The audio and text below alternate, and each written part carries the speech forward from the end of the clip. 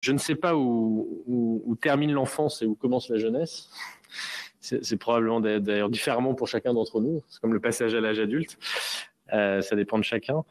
Mais ce que je sais, par contre, c'est effectivement que je pense que la question de l'émancipation, parce que c'est l'intitulé de votre émission, ne se prépare pas à 18 ans moins le quart. Elle se prépare, je pense, bien avant.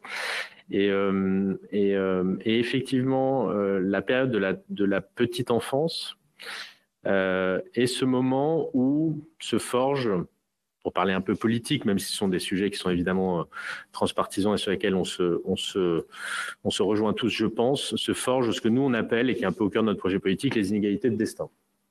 Alors, et notamment, particulier au cours de cette période, assez peu explorée par les politiques publiques jusqu'à présent.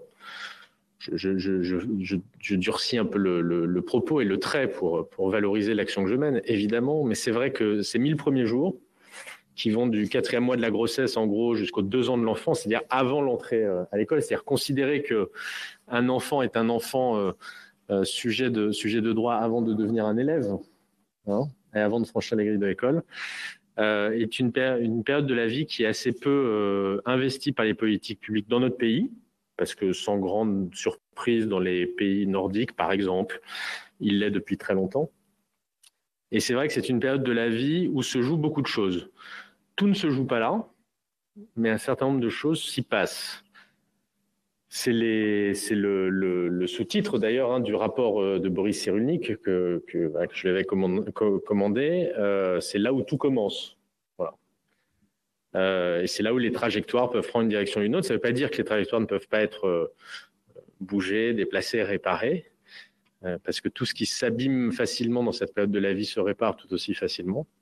Mais c'est vrai que se forge un certain nombre d'inégalités sociales, vous l'avez dit, mais aussi en santé et développementale, cognitive. C'est les neurosciences qui nous l'apprennent chaque jour qui passe. C'est depuis le milieu des années 80, en fait, un épidémiologiste à l'époque, David Barker, qui est le premier à avoir fait la corrélation entre le poids à la naissance d'un enfant et la probabilité qu'il meure plus tard, en tant qu'adulte, d'une maladie cardiovasculaire. Et depuis, on arrive à faire la corrélation entre beaucoup d'événements qui affectent, touchent, concernent les parents et ou l'enfant, et qui aura un impact non pas que sur l'enfant, mais bien sur l'adulte qu'il sera plus tard. On sait par exemple que le stress que pourra subir une femme enceinte, qui peut aller jusqu'à un stress très poussé, on pense aux violences conjugales par exemple, aura un impact sur la probabilité que son enfant ait, à l'âge de 30 ans, des problèmes en santé mentale. À l'inverse, on sait que l'activité physique de la femme enceinte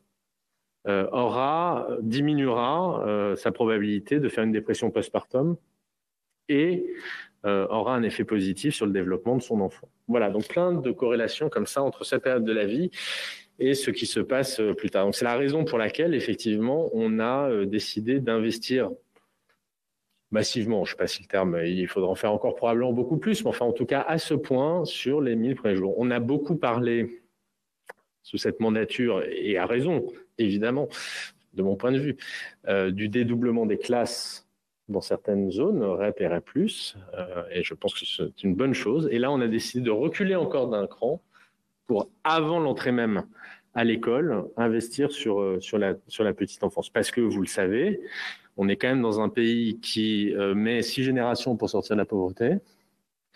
Et on est dans un pays où un fils de cadre, quand il rentre à l'école à 3 ans, maîtrise déjà 2 fois plus de mots de vocabulaire qu'un fils d'ouvrier et a entendu 10 millions de mots de plus qu'un fils d'ouvrier. Donc les inégalités, elles se jouent là, pour beaucoup. Voilà. Et donc c'est la raison pour laquelle on a effectivement donc missionné Boris Cyrulnik et 18 professionnels, scientifiques de haut rang, chacun de leur discipline, pour mener un travail, une réflexion sur cette période de la vie et faire en sorte, et à nous, après, c'est notre responsabilité de la transformer en politique publique.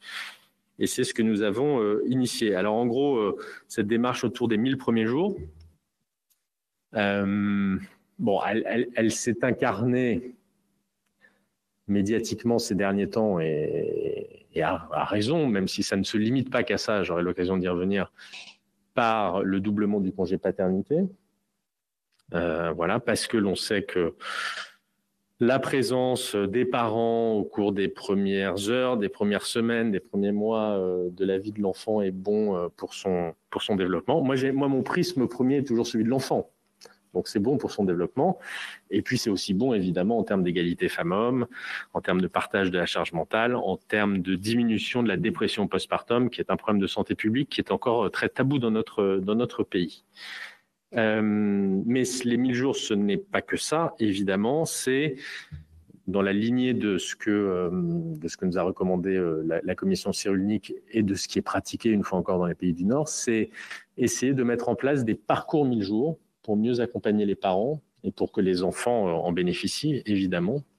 Ces parcours 1000 jours, on les envisage dans une approche très française, très universelle, c'est-à-dire pour tous les parents et au bénéfice de tous les enfants, qui schématiquement s'articule autour de 3 moments clés, je vous le dis brièvement. L'entretien prénatal précoce au 4e mois, qui est désormais obligatoire, remboursé par la sécurité sociale, mais que trop peu de femmes encore, auquel trop peu de femmes et de couples bénéficient.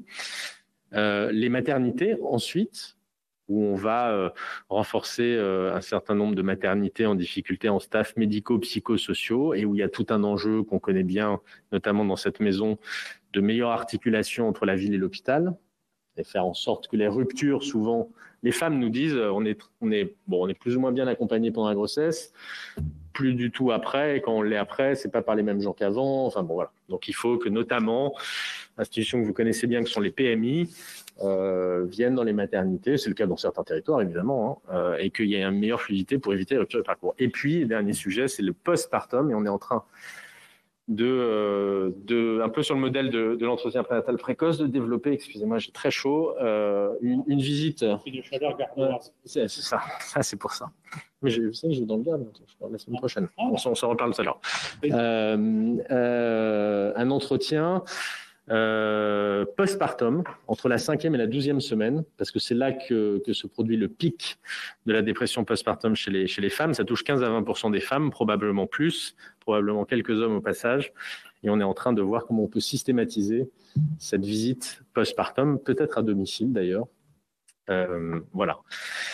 Et puis, donc ça, c'est ces parcours 1000 jours que l'on veut proposer à l'ensemble des Françaises et des Français. Et puis, il y a des fragilités dans cette période de la vie, dans la maternité, dans la parentalité, des fragilités qui nécessitent de développer, de créer des parcours spécifiques. Ça peut être l'arrivée d'un enfant prématuré. Ça peut être l'arrivée d'un enfant en situation de handicap, qui n'était pas prévu. C'est toute la question aussi des parents en situation de handicap, enfin des personnes en situation de handicap qui veulent devenir parents. Ça peut être la question de la psychiatrie périnatale.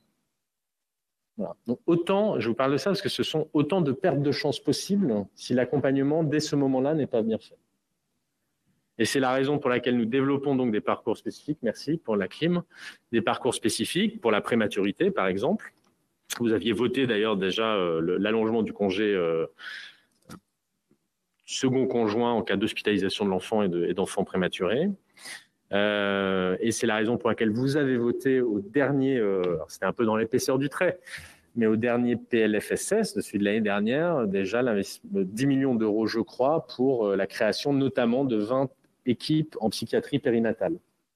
Parce qu'il y a des femmes, des couples qui sont en souffrance psychique, qui peut être accrue par la parentalité, et que vous avez des situations qui peuvent être non repérées précocement, mal accompagnées, les situations se dégradent et on se retrouve avec les gamins à l'ASE. Je fais un raccourci, mais c'est des choses qui arrivent. Et moi, je pense qu'il faut beaucoup investir sur cette partie-là. Donc voilà, donc une logique aussi de parcours spécifiques pour les fragilités. Voilà. On développe beaucoup de choses aussi, j'y reviendrai si vous avez des questions, pour favoriser la parentalité des personnes en situation de handicap qui est aujourd'hui dans notre pays encore nié à mon sens. Donc ça, c'est les 1000 jours. Les 1000 jours, ça... Alors, tout ce projet des 1000 jours est venu percuter positivement des projets qui étaient déjà lancés avant que nous lancions la commission unique et cette politique-là. Je pense notamment à la stratégie de prévention et de lutte contre la pauvreté, qui comportait déjà un certain nombre de dispositions qui concernaient la petite enfance et notamment les familles et les enfants les plus précaires dans les situations les plus précaires dans notre pays. Je vous passe rapidement, vous me poserez les questions que vous le souhaitez, mais il y a les dispositifs avec les cantines à 1 € et puis le dispositif des petits déjeuners à l'école gratuits, puisque vous le savez, 20% quand même des enfants dans certains quartiers, dans certaines de nos villes, arrivent à l'école le matin, le ventre vide. Et on sait aujourd'hui que ça a un impact sur l'acquisition des connaissances et que là aussi, c'est une perte de chance. Voilà. Et qu'il faut aussi agir. Donc, c'est tout le sens de cette mesure importante. L'autre un peu volet et qui va me permettre de faire la transition vers un autre pan de la politique que je mène, que vous avez évoqué, Monsieur le Président, qui est déjà dans le plan pauvreté, c'est toute la question des modes d'accueil. Avec une approche, certes, quantitative, puisqu'on sait qu'on manque de places de crèche dans notre pays, et la COGE, avec la CNAF, prévoyait la création de 30 000 places. Bon, le contexte sanitaire, le contexte électoral a fait que ça a été compliqué, que nous sommes en retard par rapport à cet objectif, pour dire les choses très clairement, ce qui a abouti à prendre un certain nombre de mesures sur lesquelles je reviendrai. Dans le cadre du plan pauvreté, il y a aussi, vous le savez, les bonus mixité, les bonus territoire, pour là aussi favoriser l'inclusion des enfants en situation de handicap dans les crèches ordinaires.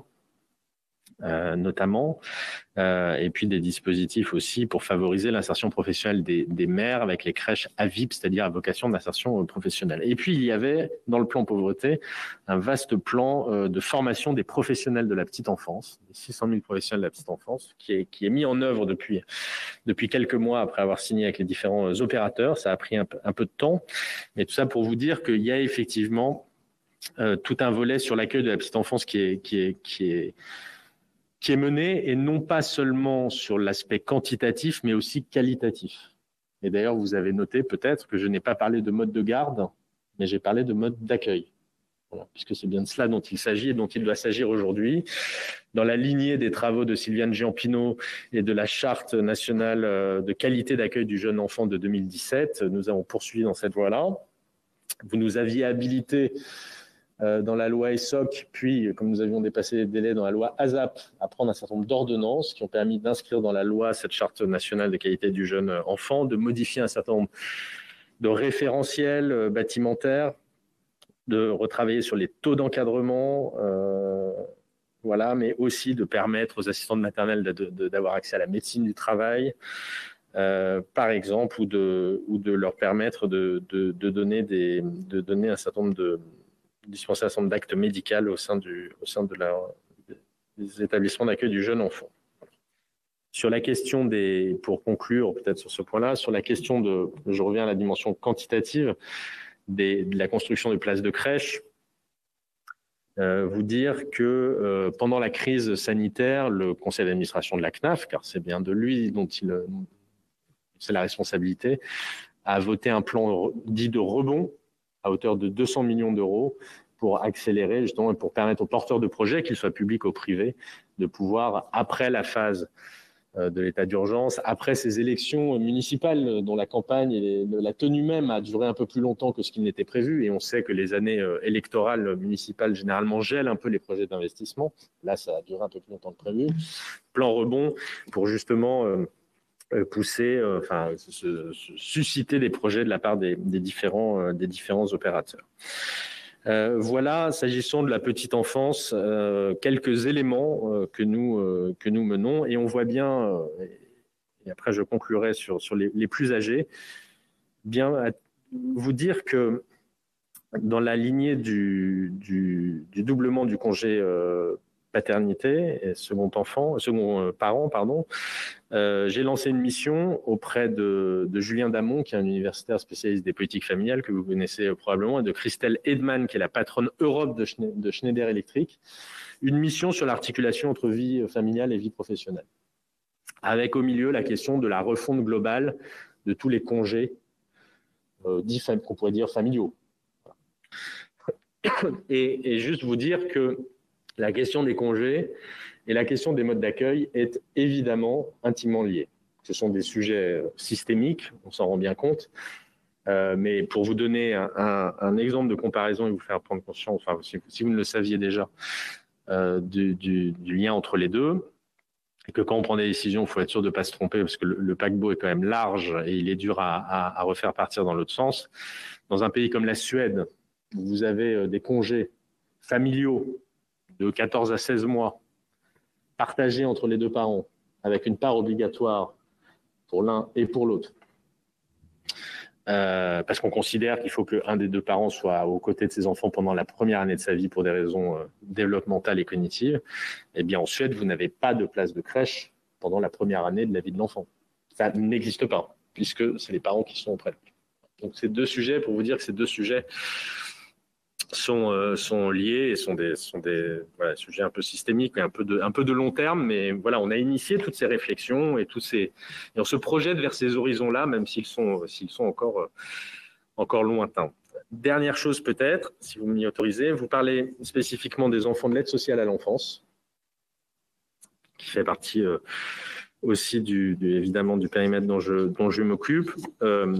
Vous le savez peut-être qu'il y a eu entre autres choses, en tout cas, il y a eu le pan législatif de la stratégie de prévention et de protection de l'enfance que j'avais présenté en septembre 2019, qui était le fruit d'une concertation avec les départements, évidemment, les associations, etc.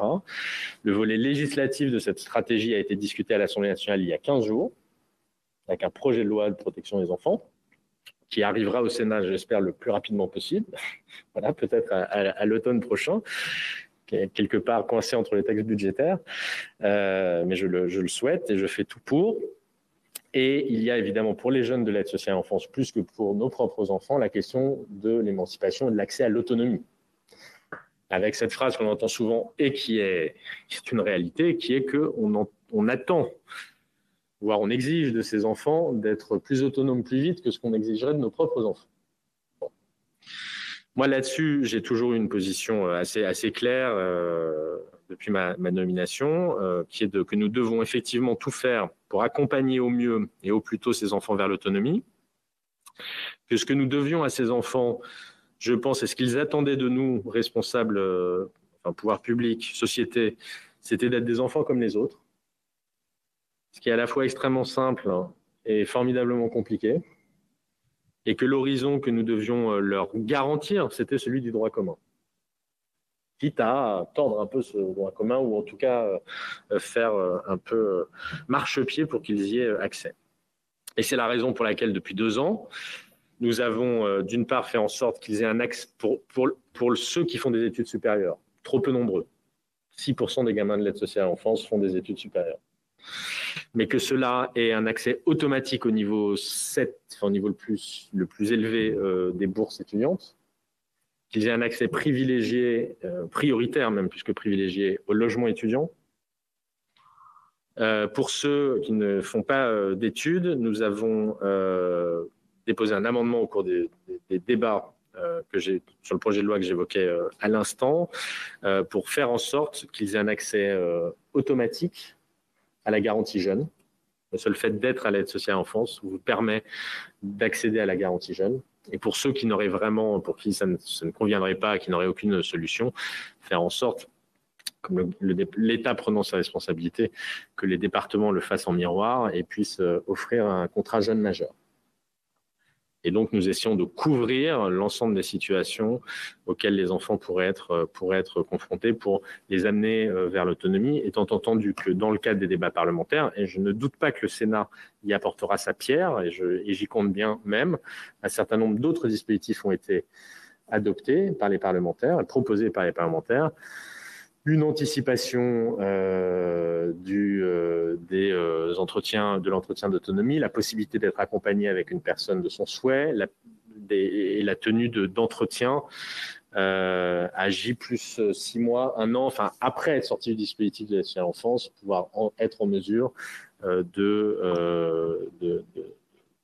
d'avoir encore des entretiens, des rendez-vous avec les responsables de l'aide sociale à l'enfance pour aller vers, ce n'est pas le cas aujourd'hui, mais un droit à l'erreur. Parce que quand on a cet âge-là, qu'on soit à l'aide sociale à l'enfance ou pas, on a le droit aussi de se tromper. Hein, d'ailleurs, il y a beaucoup de jeunes qui, arrivés à leurs 18 ans, ne veulent plus du tout entendre parler de l'institution parce que ça fait 18 ans qu'ils y sont. Il faut respecter cela, mais il faut aussi faire en sorte de pouvoir les y accueillir à nouveau si ils se rendent compte qu'ils se sont trompés ou que c'est un peu plus compliqué que ce qu'ils imaginaient peut-être. Voilà, en tout cas, il y a tout un travail sur ce volet-là. Voilà, et puis vous dire enfin qu'on travaille aussi au niveau communautaire européen, puisque pour la première fois, la communauté européenne investit le champ de l'enfance, quelque chose qui s'appelle la garantie enfance, qui a été initiée depuis quelques années, qui a fait l'objet d'une signature, enfin d'un texte signé sous présidence portugaise. Ça cible la question de la pauvreté des enfants. Les pays membres ont désormais 9 mois pour déployer leur plan national en application de cette garantie enfance. Et ces 9 mois nous conduiront sous présidence française. Donc, ce sera peut-être l'occasion que chacun des pays membres puisse présenter sa stratégie nationale et de valoriser la question de l'enfance à cette occasion-là. Voilà, excusez-moi, j'ai été un peu long. Merci mais beaucoup. Voilà, ça a permis de balayer quelques aspects. Non, merci beaucoup, Monsieur le ministre. On va laisser la parole tout de suite à notre collègue Monique Lubem. Merci, Monsieur le Président. Merci, Monsieur le ministre, d'abord de nous consacrer ce temps-là. Vous avez déjà répondu finalement à pas mal de choses dans votre intervention. Alors moi, j'ai plein de questions. Rémi en aura peut-être aussi. Et voilà. Vous avez parlé pas mal des crèches. On va commencer par là. Le nombre de créations de places en crèche se situe en deçà des objectifs fixés. C'est pas forcément de la faute de la CNAF, ça n'est pas forcément de la faute du gouvernement, mais nous constatons une désaffection, si je puis dire, des collectivités envers ce mode d'accueil. En fait, ce sont les collectivités qui portent ces accueils-là. Et nous constatons que de moins en moins de collectivités veulent en créer, alors pour un certain nombre de difficultés liées au coût de fonctionnement de telles structures qui sont très très importants, liées aussi à la responsabilité des élus face aux exigences normales liées à l'accueil de ces très jeunes enfants. Donc, au-delà des moyens que la CNAF peut mettre, au-delà de votre volonté, qu'est-ce qui manque ? Qu'est-ce qu'on peut faire de plus pour que les collectivités retrouvent le chemin de ces investissements, si je puis dire ? Alors, je vais évidemment répondre à votre question. On a été dans une période un peu particulière et néanmoins, c'est assez la norme. Dans la mesure où je ne connais pas l'histoire historien des COG, mais je sais que sous la COG précédente, les objectifs qui avaient été fixés n'avaient pas non plus été atteints. Bon, donc, c'est quelque chose qui, effectivement, c'est un peu le sens de votre propos, qui semble relever un peu du structurel, en fait. Même si cette année, effectivement, ces 2 dernières années, il y a eu un peu gel des investissements, on le comprend bien. Généralement, c'est toujours un peu le cas en période d'élection. Et c'est vrai que là, la période d'élection, elle s'est étendue sur 10 mois. Donc, ça n'a pas facilité les choses. Bon.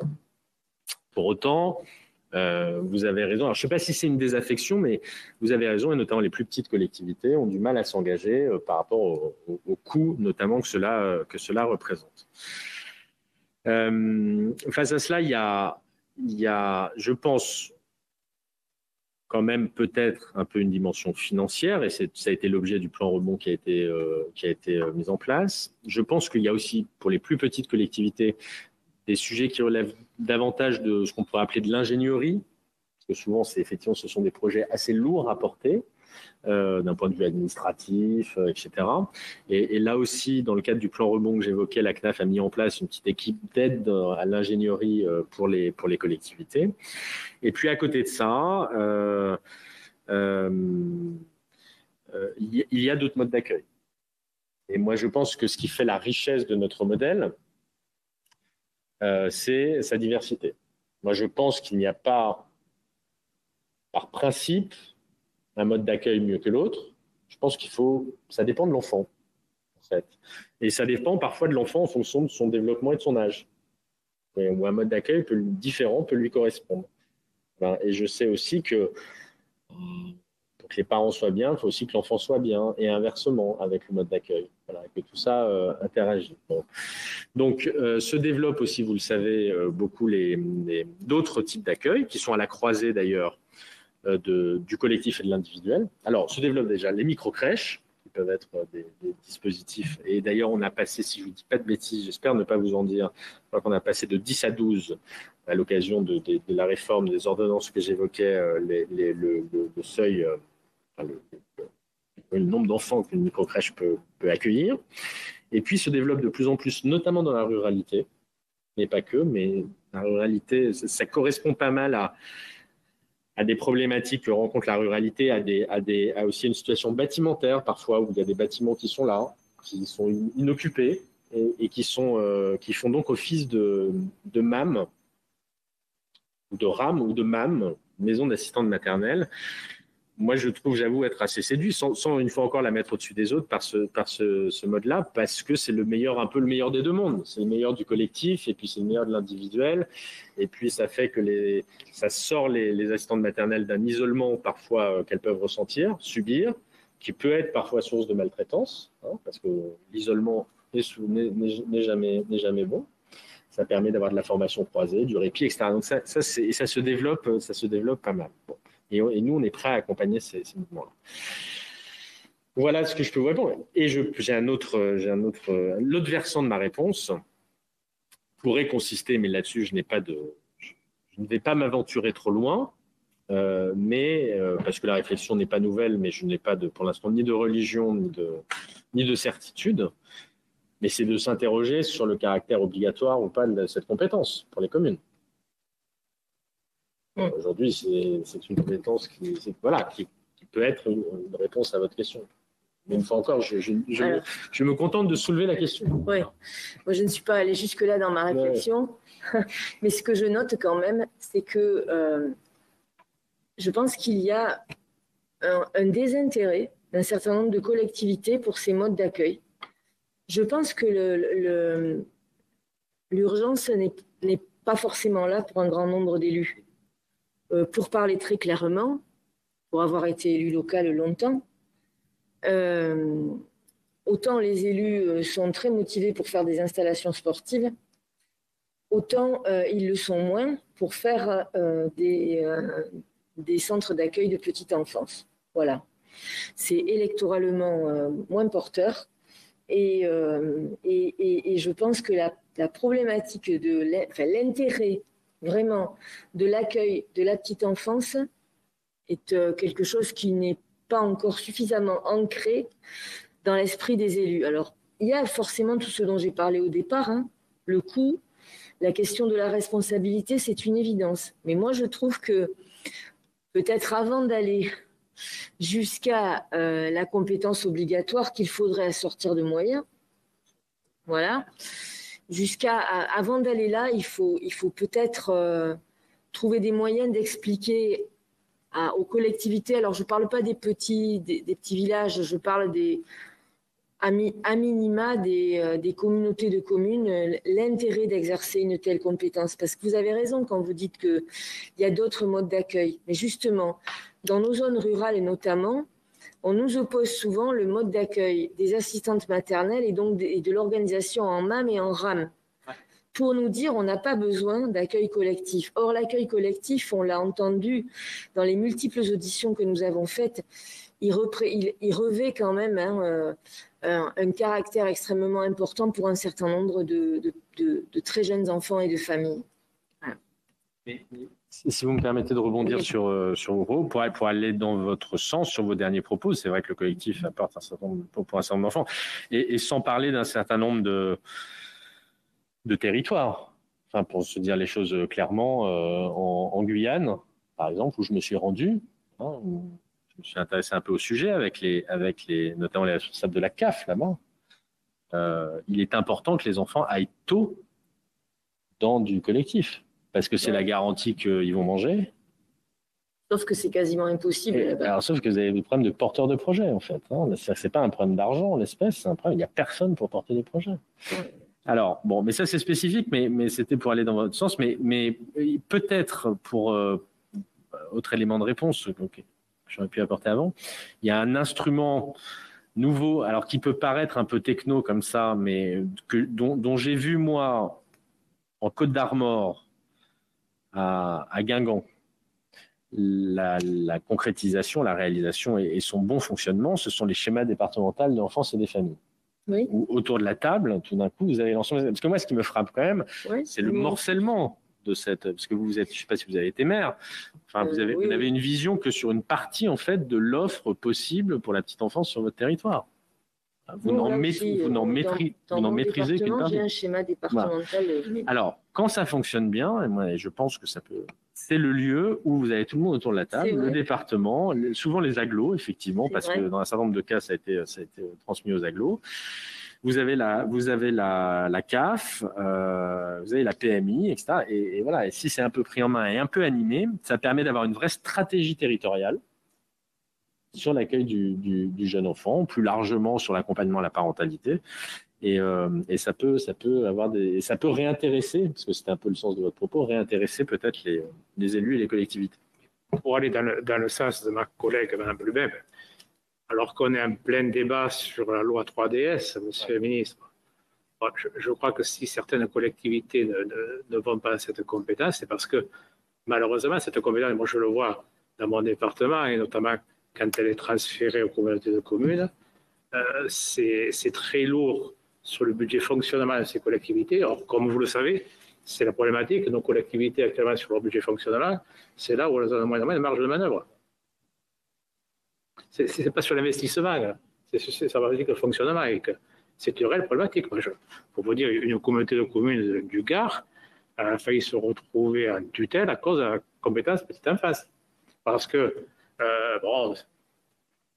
c'est comme en font certaines communes. Une fois que c'est transféré à la communauté de communes, on demande de plus en plus de lits. Donc, ça veut dire de plus en plus de fonctionnement. Et la communauté de communes se retrouve dans une situation, bien sûr, très compliquée. Alors, si vous avez des financements, les collectivités seront preneurs. Je crois que Rémi demande la parole. Pardon. Alors, notre Benjamin de l'Assemblée. Moi, j'avais une question, notamment sur ce qui a été dit sur la garantie jeune.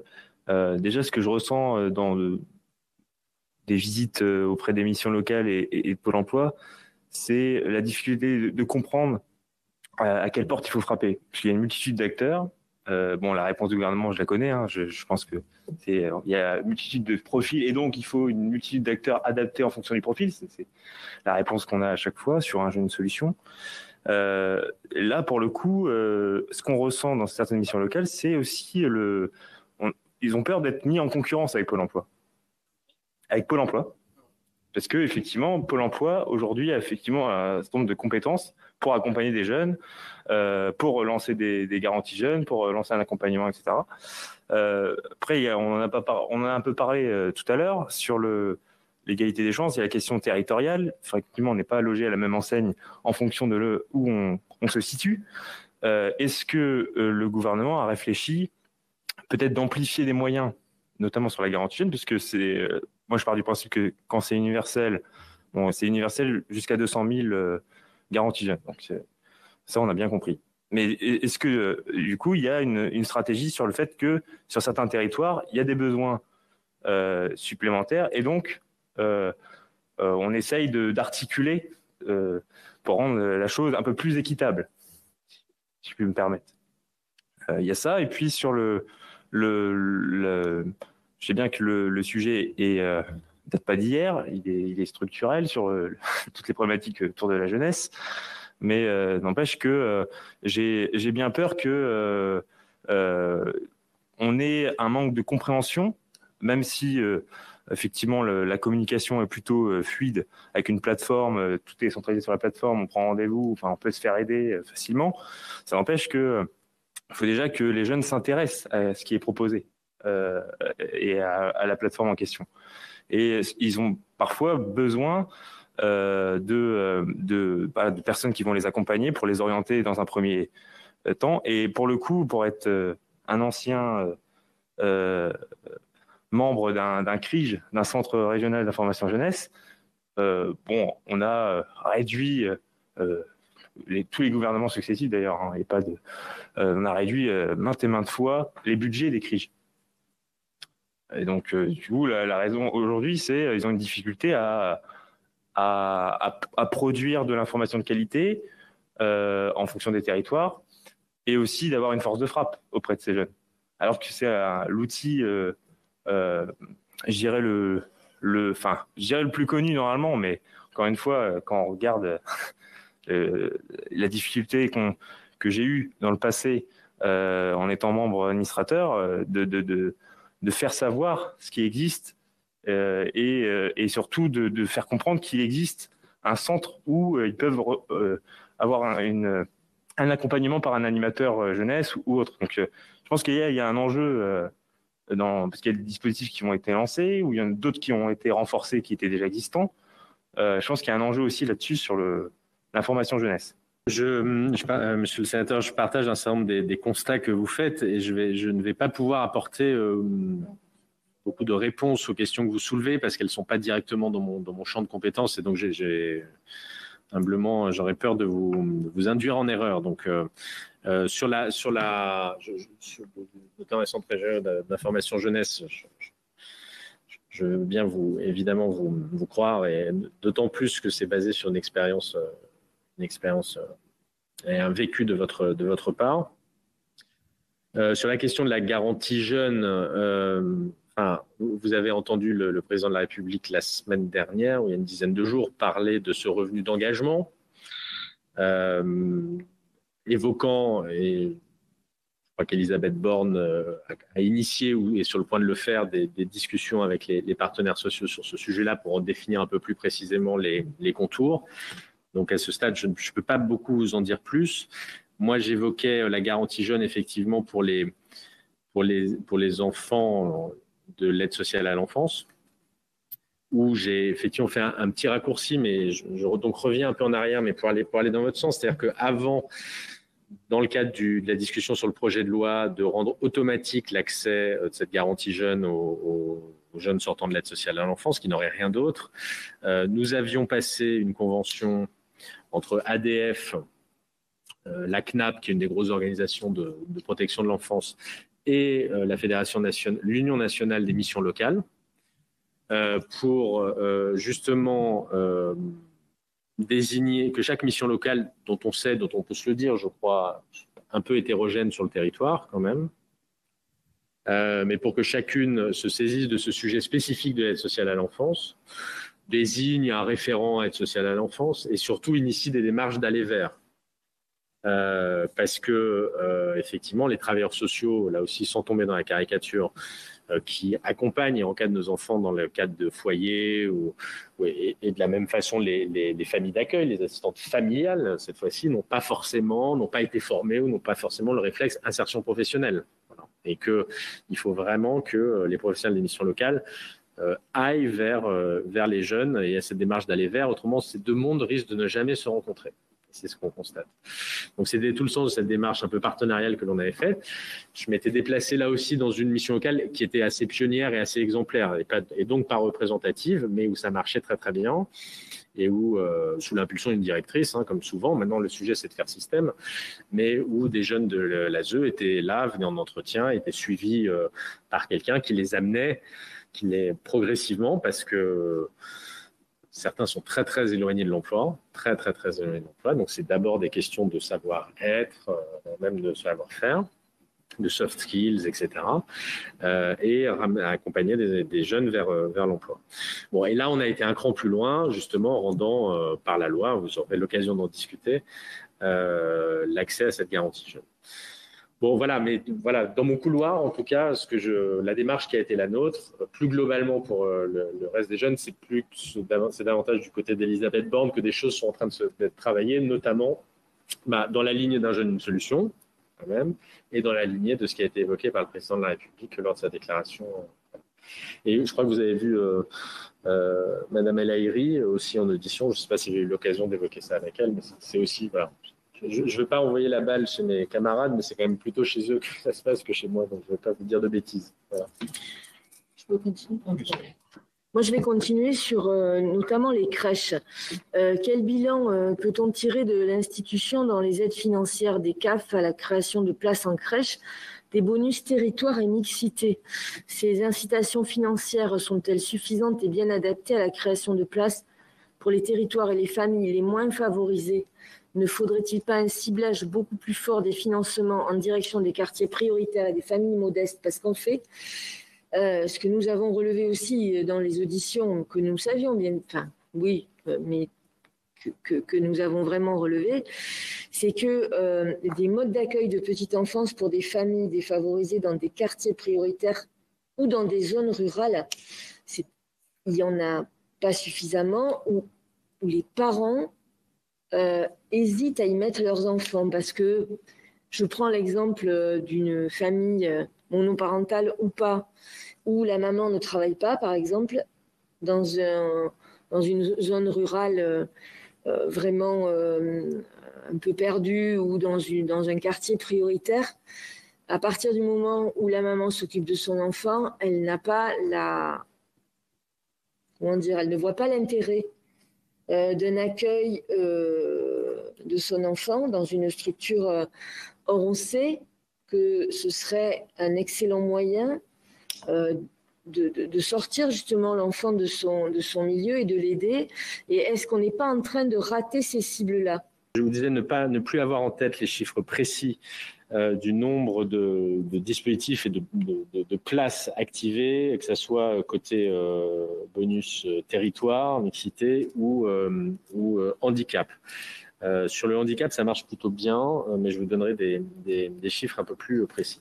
Il est clair qu'aujourd'hui, dans l'accueil collectif, ce sont les fils de cadres qui s'y trouvent aujourd'hui. D'où la mise en place de ces dispositifs-là.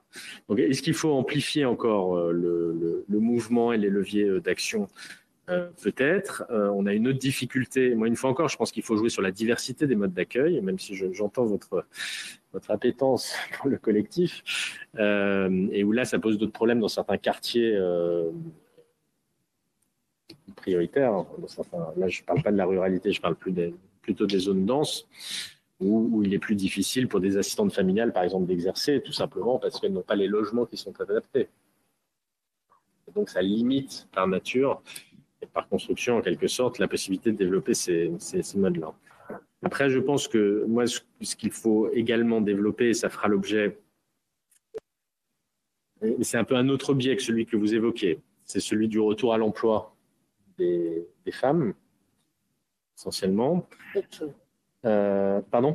C'est autre chose, c'est un autre sujet. Oui, mais qui est, c'est un autre sujet. Vous avez raison, mais qui n'est pas totalement dénué de lien parce que de la petite enfance est très important pour le retour à l'emploi. Oui, voilà, c'est pour ça que c'est quand même intimement lié. Et à travers deux dispositifs que nous souhaitons amplifier et qui feront l'objet. Alors pour l'un qui va faire l'objet d'évaluation, c'est déjà le cas, mais il faut avoir encore un peu plus de recul.